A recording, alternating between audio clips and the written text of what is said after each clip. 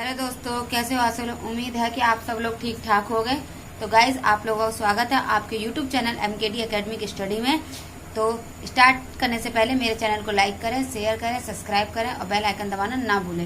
Okay guys, तो आज का टॉपिक है आपका हिस्ट्री का क्लास 6 का आरंभिक नगर। मतलब स्टार्टिंग में पहले वहाँ की सिटी, राज्य कैसे थे, नगर कैसे थे, उसके बारे में हम पढ़ेंगे। कौन कौन से थे, क्या क्या थी, क्या उनकी विशेषताएं थी, क्या उनमें अच्छी क्वालिटीज थी, क्या बैड क्वालिटीज, इनके बारे में आज आपको बताएंगे। वहाँ क्या की चीज़ की खोज हुई, क्या क्या निकला, हम इन चीज़ों के बारे में आपको आज पढ़ाएंगे।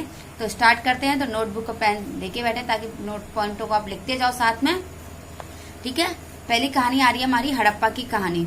अक्सर पुरानी इमारतें आपकी कहानी बताती है। जैसे हम लोगों ने देखा होगा, आप लोगों ने गाइस की स्टोरीज, टीवी, मूवीज देखी होगी आप लोगों। मूवीज तो देखते ही होगे गाइस आप लोग।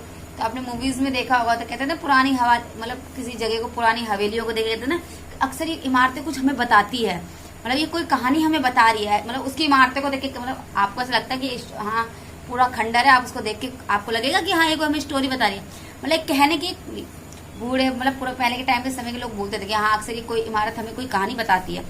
लगभग 150 साल पहले जब पंजाब में पहली बार रेलवे लाइन बिछाई जा रही थी, मतलब कब रेलवे लाइन बिछाई थी, 150 साल पहले जब रेलवे लाइन बिछाई जा रही थी पंजाब में, तो इस काम में जुटे इंजीनियर को अचानक हड़प्पा पूरा स्थल मिला। क्या मिला? वहाँ पे अचानक जब वो लाइन बिछा रहे थे, वहाँ पे क्या मिला? हड़प्पा का पूरा स्थल मिला, जो आधुनिक पाकिस्तान में है। जो कहाँ पर है? आधुनिक पाकिस्तान में है। उन्होंने सोचा कि एक ऐसा खंडर है जहाँ अच्छी ईंटें मिलेंगी, या यहाँ सोचकर वे हड़प्पा खंडरों में हजारों ईंटों को उखाड़ ले आए। ठीक है, ले गए। उन्होंने ये सोचा कि इस जगह खंडरों में क्या मिलेंगी, हमें अच्छी ईंटें मिलेंगी। तो वो गए, कुछ लोग लेके गए इंजीनियर, और वहां से उखाड़ के ईंटें ले आए, जिससे उन्हें रेलवे लाइन बिछाई। इससे कई इमारतें पूरी तरह नष्ट हो गई। वहां से क्या, जब वहां की अब वहां उन्होंने खोदाई करी तो जो वहाँ खंडर थे, जो भी इमारतें थी, वो टूट कर नष्ट तो हो जाएंगी। अगर हम किसी बनी बनाई जगह को उखाड़ के वहां से उसमें से उसका सामान निकालेंगे तो क्या होगा? नष्ट होगा। ये तो है नहीं कि वो खड़ा ही रहेगा, नष्ट हो जाएगा ना। उन्हें उसके बाद लगभग 80 साल पहले पुरातत्वविदों ने इस स्थलों को ढूंढा और तब तक पता चला कि खंडर उपमहाद्वीप तो सबसे पुराने शहरों में से एक है। जब उन्होंने तोड़ दिया तो उन्हें बहुत टाइम में बाद पता चला कि यार ये तो बहुत ही उपमहाद्वीप, मतलब और पहले से भी समय का ये खंडर है। क्योंकि इस नगर की खोज सबसे पहले हुई थी, इसलिए बाद में मिलने वाले इस तरह के सभी पुरास्थलों, जो इमारतें या चीजें मिली, उन्हें हड़प्पा सभ्यता की इमारत कहा गया। उसके बाद जो भी चीजें मिली हमें, तो उसे क्या कहा गया? हड़प्पा कहा गया। इन शहरों का निर्माण लगभग कब हुआ था? 4700 साल पहले हुआ था, मतलब 4700 साल पहले हुआ था। ओके गाइस, फिर इन नगरों की क्या विशेषता क्या थी? मतलब उस जो नगर थे, जो जगह थी, जो राज्य थे, मतलब स्टेट था, एज आपकी कॉलोनी थी जो भी, तो वहाँ की क्या विशेषता थी, उसमें क्या क्वालिटीज थी, तो उसके बारे में पढ़ेंगे। इन नगरों में से कई को तो दो या सबसे ज्यादा हिस्सों में विभाजित किया गया था। मतलब इन नगरों के एक दो, मतलब 2 पार्टों में, या अनेक पार्ट, मतलब अलग अलग तरीकों से बहुत सारे पार्टों में बांटा गया था। पश्चिम भाग छोटा था। जो हमारा पश्चिमी भाग क्या था? छोटा, लेकिन ऊंचाई पर बना था। जो पश्चिमी भाग था, जैसे हमारी, आप जहाँ रह रहे हो, तो हर दिल्ली में, आप सब दिल्ली में रह रहे हो, तो दिल्ली में हर पार्ट में बटा हुआ। सरोजिनी अलग है, कनॉट प्लेस अलग है, बदरपुर अलग है, निजामुद्दीन, तो उनको कई पार्ट, कोई ऊंचे पे है तो कोई नीचे पे है, तो मतलब इस अनेक पार्टों में बांटा गया था। ऐसे ही उस समय जो पश्चिमी भाग था आपका, वो छोटा था, और उसको कहाँ पे दे रखा? ऊंचाई पे, ऊंचे पे बनाया हुआ था। यह पूर्वी हिस्सा बड़ा था, और वहाँ का कौन सा हिस्सा बड़ा था? पूर्वी हिस्सा। आपसे पूछा जाएगा कि जब हड़प्पा, जब उसकी, जब वहां पर जब बांटा गया था, उसमें से पश्चिमी भाग क्या था? छोटा था, कहाँ बनाया था? ऊंचाई पे। और बड़ा हिस्सा कौन सा था? पूर्वी, और छोटा पश्चिमी। लेकिन ये नीचे इलाके में, जो पूर्वी हिस्सा क्या था? वो बड़ा था, पर वो क्या था? नीचे इलाके में था, और छोटा ऊंचाई पे था। ऊंचाई वाले भाग को पुरातत्वविदों ने नगर दुर्ग कहा गया। क्या कहा गया उसको? नगर दुर्ग। जो ऊंचाई वाला जगह थी उसको क्या कहा गया? नगर दुर्ग कहा गया, और निचले हिस्सों को निचला नगर कहा गया। दोनों हिस्सों की 4 दीवारियों पक्की ईंटों की बनाई जाती थी। वहां पर क्या था? जो ईंट, जो वहां का जो नगर बनाया गया था, वो क्या था गाइस? 4 दीवारी की पक्की ईंटें की बनी हुई थी। इस ईंटें इतनी अच्छी पक्की थी कि हजारों साल बाद आज तक उनकी दीवारें खड़ी रही। दीवारें बनने के लिए ईंटों की चिनाई इस तरह करते थे जिससे कि दीवार खूब मजबूत बने रहे। मतलब उस समय जो चिनाई की जाती थी वो इतनी मजबूत की जाती थी कि मतलब उसमें सालों साल कोई नुकसान होता ही नहीं था। कुछ नगरों में तो नर्ग दुर्ग में कुछ खास इमारतें बनाई गई थी।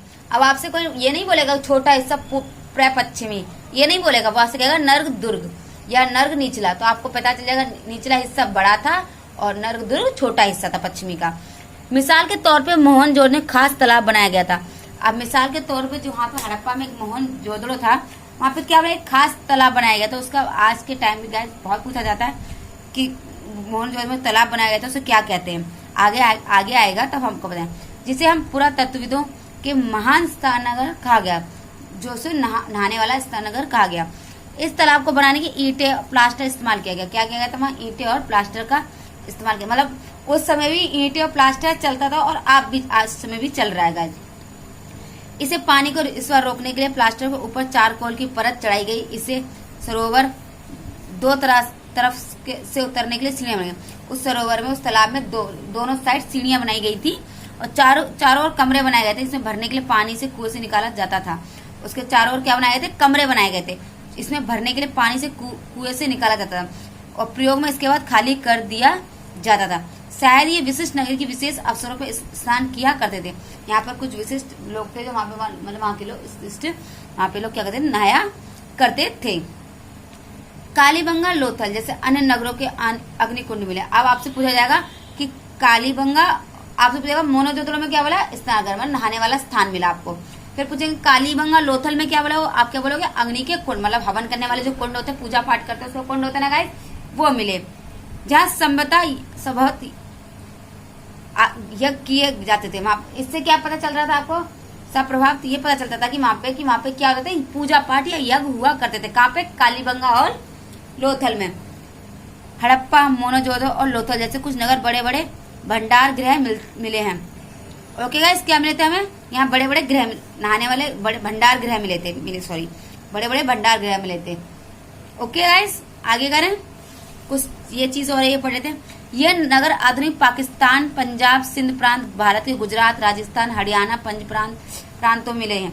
इन सभी स्थलों में पुरातत्व की अनोखी वस्तुएं मिली हैं, जैसे मिट्टी के काले बर्तन, जैसे काले रंग के चित्र बने थे, पत्थर के बाट, मुहारे, मनके, तांबे के उपकरण, पत्थर के लंबे ब्लेड। ऐसी चीजें हमें कहाँ मिले थे? राजस्थान में, पाकिस्तान, गुजरात में, हरियाणा में। ठीक है, ये चीजें हमें यहाँ से ऐसी चीजें मिली थी। ओके गाइज, ये आप देख रहे हो स्नानघर देख रहे हैं, ये कहाँ है? मोहनजोदड़ो में। देख रहे हैं ना, ये आपको दिख रहा है? ये इतने बड़े बड़े ये नहाने के स्नानघर थे। ये अभी भी पूछ जाते हैं। देखो ये दिख रहा है। ओके गाइज, ये दिख रहा है हड़प्पा के नगरों में ईंटों की चिनाई। देखो ऐसे ईंटों की चिनाई होती थी वहां पे। देखो मतलब उस समय भी ईंटों, मिट्टी की घनी ईंटों के पक्की ईंटें थी। अब बात क्या कही है? मतलब हड़प्पा में वहां पे क्या क्या था? भवन थे, जैसे इस टाइम में भी आपके महल और क्या कहते हैं, नाले, सड़कें है ना, वहां भी उस समय भी थी। कहते भवन, नाले और सड़कें। इन नगरों में घर आमतौर पे 1 या 2 मंजिल होते थे। मतलब उस समय क्या 1 या 2 मंजिल, अब तो देखा होगा बिल्डिंग 7-27 फ्लोर के बना देते हैं लोग, लेकिन उस समय 1 या 2 मंजिल के ही बनते थे। घर के आंगन में चारों कमरे बनाए जाते। जो घर का आंगन था उसमें आंगन के चारों तरफ क्या बनाए थे? कमरे बनाए थे। अधिकांश घरों में एक अलग स्नान घर होता था। अधिकांश घरों में एक अलग क्या होता था? स्नान घर होता था। और कुछ घरों में कुएं भी होते थे और कुछ घरों में वहां पे कुएं भी होते थे और नहाने का बाथरूम भी हुआ करता था। कई नगरों में ढके हुए नाले थे। इन्हें सावधानी सीधी लाइन से बनाया जाता था। मतलब कई नगरों में कहते ढके हुए जो नाले होते हैं उनमें पट्टियां से ढक दिया करते ताकि लोग सावधानी सीधी लाइन में बनाया जाता था। हर नाली की हल्की ढलान होती थी। हर नाली में कहते ढलान दिया जाती ताकि पानी आसानी से बह सके। अक्सर घरों में नाले की सड़कें नाले में जोड़ दिए जाता था, जो बाद में बड़े नालों में मिल जाती थी।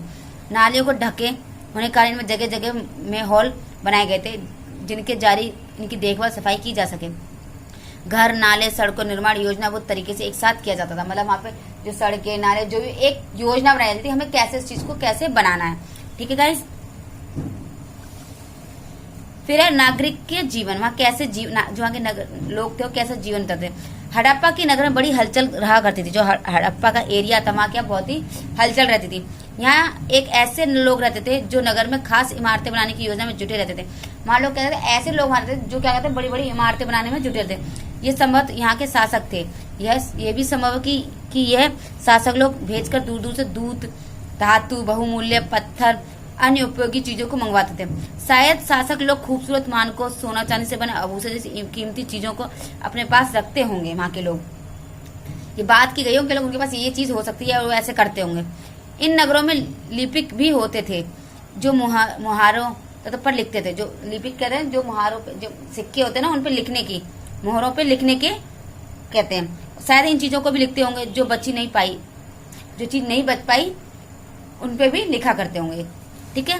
इसके अलावा नगर में शिल्पकार स्त्री पुरुष भी रहते थे जो अपने घरों को किसी उद्योग स्थल तरह तरह चीजें बनाते होंगे। लोग लंबी यात्रा भी करते थे, वहां की से उपयोगी वस्तु लाते थे और साथ में लाते थे सुंदर जैसे किस्से कहानियां, मिट्टी से बने कई खिलौने भी मिले हैं जिनके बच्चे खेलते होंगे। नगर में रहने वाले लोगों की एक सूची बनाओ और उनमें से कुछ ऐसे लोग जो मेरे जैसे गाँव में रहते हों। अब आपको बताना है कि वहाँ के लोगों को बारे में आपको अपनी लैंग्वेज में लिख के बताना कि ये देख रहे होगे आप लोग कैसे नालियां बनाई हैं, दिख रहे हो ना आपको गाइस। ये देखिए ये कुआं, सबसे ऊपर मोहनजोदड़ो सड़कें उसमें बना नाला, एक कुआं बाई और नीचे हड़प्पा की एक मोहर है। ये देखिए इसके ऊपर चीनों की एक खास लिपि है। उपद्वीप में पाई एक लेखन, ये प्राचीन उदाहरण विद्वानों में से इस पढ़ने की कोशिश की लेकिन अभी तक ये पता नहीं चल पाया कि इसका अर्थ क्या है। दाई और नीचे पक्की मिट्टी के खिलौने हैं। देखो ये जो लिखावट है अभी तक नहीं पता चल पाया कि ये लिखावट में क्या लिखा है। ये मोहर है, ये पक्की मिट्टी के खिलौने। देखो देखने में कितने अच्छे इंटरेस्ट लगता है। आपका भी मन करता होगा ना ऐसी जगह घूमने जाएं। फिर है आपका, फिर क्या गाइस आपका नगर एक शिल्प। ठीक है, नगर और एक शिल्प। अब आओ अब कुछ ऐसी चीजों के बारे में अध्ययन करें जो हड़प्पा के नगरों में से प्राप्त की हुई हो। पुरातत्वियों में जो चीजें वहां मिली है उसे अधिकतर पत्थर के शंख, तांबे, कांसे, सोने, चांदी, धातु बनाई गई थी। वहां से जो चीजें मिली इसमें क्या था गाइस, शंख थे, तांबे थे, कांसे थे, सोने थे, ऐसी चीजें। तांबे और कांसे में औजार, हथियार, गहने के बर्तन बनाए गए जाते थे। ठीक है, तांबे और कांसे से क्या औजार, हथियार बनाए जाते थे। सोना और चांदी में गहने और बर्तन बनाए जाते थे। सोना चांदी से क्या बनाए थे, गहने और वहां के बर्तन बनाए जाते थे। देखो ठीक है। हड़प्पा सभ्यता में लोग पत्थर की मोहरें बनाते थे। हड़प्पा सभ्यता अब आप ये सब मिली आखिरी वस्तु मान के बाटा और फल्क। ठीक है, हड़प्पा सभ्यता के लोग पत्थर की मोहरें बनाते थे। वहां की जो हड़प्पा के लोग किसकी मोहरें बनाते थे, पत्थर के। ये नोट कर लेना कि पूछा जाएगा आपसे कि हड़प्पा सभ्यता के लोग किसकी मोहरें बनाते थे, आप कहोगे पत्थर की। इनके आयतकार मोहरों का समान जानवर चित्र मिलते थे। हड़प्पा सभ्यता के लोग काले रंग की डिजाइन की खूबसूरत लाल मिट्टी के बर्तन बनाते थे। वो क्या करते थे, काले रंग जो बर्तन बनाते थे वो लाल होते थे लेकिन उस पर डिजाइन जो करते थे गाइस वो काले की होती थी।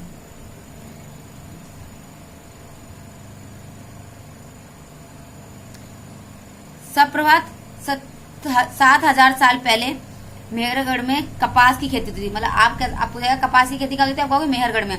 मोहनजोदड़ो की कपड़े के टुकड़ों का अवशेष, चांदी के एक फूलदान से ढक्कन और कुछ अन्य तांबे की वस्तुएं से चिपके हुए मिले।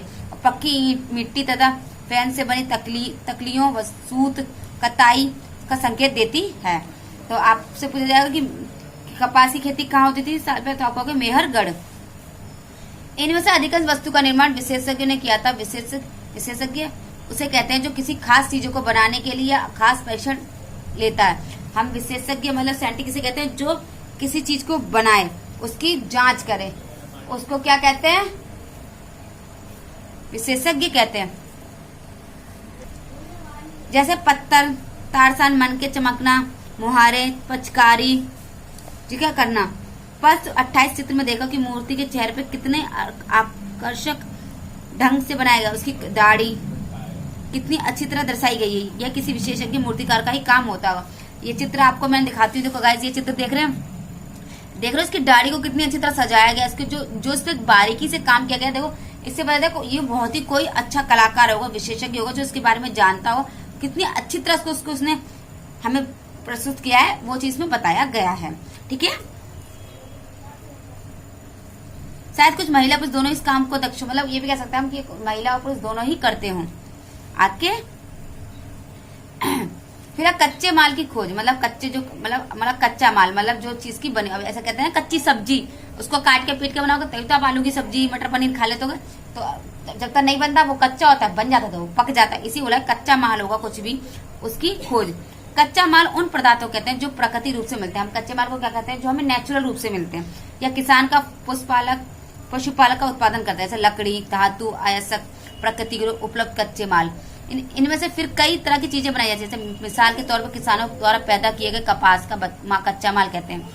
जैसे कि बाद में कताई बुनाई करके कपड़ा तैयार किया जाता है। हड़प्पा के लोगों को कई चीजें वहीं मिलती हैं, लेकिन तांबा, लोहा, सोना, चांदी, बहुमूल्य पत्थर जैसे पदार्थ को वे दूर दूर से आयात करते थे। फिर है गाइस आपके हड़प्पा के लोग तांबे का आयात संभवतः आज भी राजस्थान में करते हैं। मतलब तांबे का आयात आज भी कहाँ होता है? राजस्थान में होता है। यहाँ तक कि निश्चित पश्चिमी एशियाई देश ओमान से भी तांबे का आयात किया जाता है। कांसा बनाने के लिए तांबे के साथ मिलाई जाने वाली धातु टीन का आयात आधुनिक ईरान और अफगानिस्तान से किया जाता है। ठीक है, पूछा जाएगा आपसे कि कांसा बनाने के लिए तांबे के साथ जो चीज मिलाई जाती है, जो टिन मिलाई जाती है, वो कहाँ से आपको मिलती है? ईरान और अफगानिस्तान से। ये नोट कर लेना पॉइंट। ठीक है गाइस, ओके गाइस, कहाँ से मिली जाती है आपको मैं बता देती हूँ। ये धातु टीन ईरान और अफगानिस्तान से मिलाई ली जाती है। ठीक है, फिर है और तांबा ओमान से भी मिलती है। सोने का आयात आधुनिक कर्नाटक और बहुमूल्य पत्थर का आयात गुजरात, ईरान, अफगानिस्तान से किया जाता है। अब पूछेगा सोना कहाँ से? कर्नाटक। और बहुमूल्य पत्थर आयात कहाँ से होता है? गुजरात, ईरान और अफगानिस्तान से। ठीक है गाइस, फिर आपको देखो नगरों में रहने वाले के लिए भोजन, मतलब जहाँ लोग रहते थे उनके लिए भोजन कैसे आता था। लोग नगर के अलावा गांव में रहते थे तो वे अनाज उगाते होंगे और जानवर पालते। किसान चरवे की शहरों में रहने वाले शासकों, लेखक, दस्तकारों को खाने के सामान देते होंगे। पौधों का अवशेष से पता चलता है कि हड़प्पा के लोग गेहूं, जौ, दाल, मटर, धान, तिल और सरसों उगाते होंगे। ये नोट कर लेना कि हड़प्पा के लोग क्या क्या उगाते हैं? गेहूं, दाल, तिल, सरसों उगाते थे। ठीक है, जमीन की जुताई के लिए हल का प्रयोग एक नई बात थी। हड़प्पा काल में हल तो नहीं बचा पाए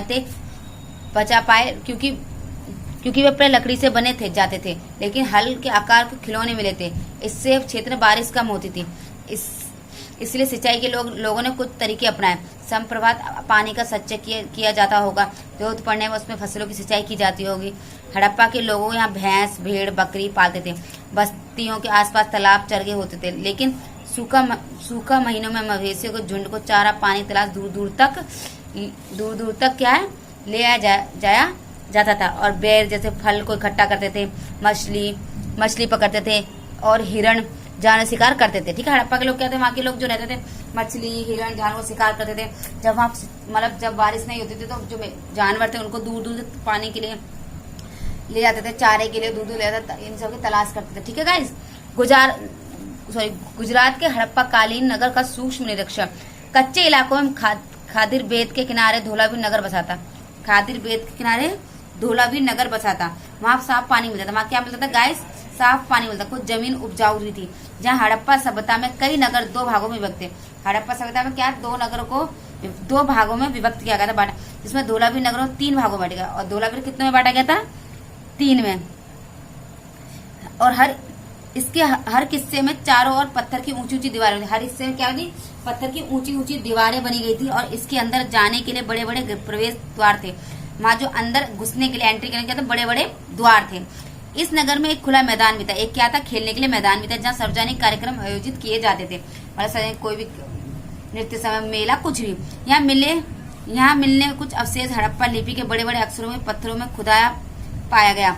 इन अभिलेख को सब प्रभात लकड़ी की जड़ गया। यह एक अनोखा अवशेष है क्योंकि आमतौर पर हड़प्पा के लेख मोहर जैसी छोटी वस्तुओं पर पाए जाते थे। ठीक है, गुजरात के खंबत की खाड़ी में मिलने वाली साबरमती एक उपनदी के किनारे बसा लोथल नगर ऐसा स्थान बसा था। कौन सी नदी? साबरमती नदी के ऊपर कौन सा बसा था? लोथल नगर, जहाँ कीमती पत्थर, कच्चा माल आसानी से मिल जाता था। यहाँ पत्थरों व शंख धातु से बनी गई चीजों का महत्वपूर्ण केंद्र था। इस नगर में एक भंडार गृह भी था। इस भंडार गृह में कई प्रकार के मोहरे, मुद्रकान, मोहरी बंदी, गीली मिट्टी दबाने के लिए बनाई गई उसकी छाप मिले थे। कहाँ पे? अब यहाँ पर कुछ पॉइंट्स है गाइस, आप नोट कर लेना। लोथल का बंदरगाह, यह बड़ा तालाब लोथल का बंदरगाह कहा गया था। लोथल का जो बंदरगाह था सबसे बड़ा तालाब बंदरगाह। यहाँ समुद्र के रास्ते आने वाली सभी नावें रुकती थी और यहाँ पर माल चढ़ाया और उतारा जाता था। ठीक है, ये नोट कर लेना पॉइंट। ओके गाइस, यहाँ से लेकर यहाँ तक।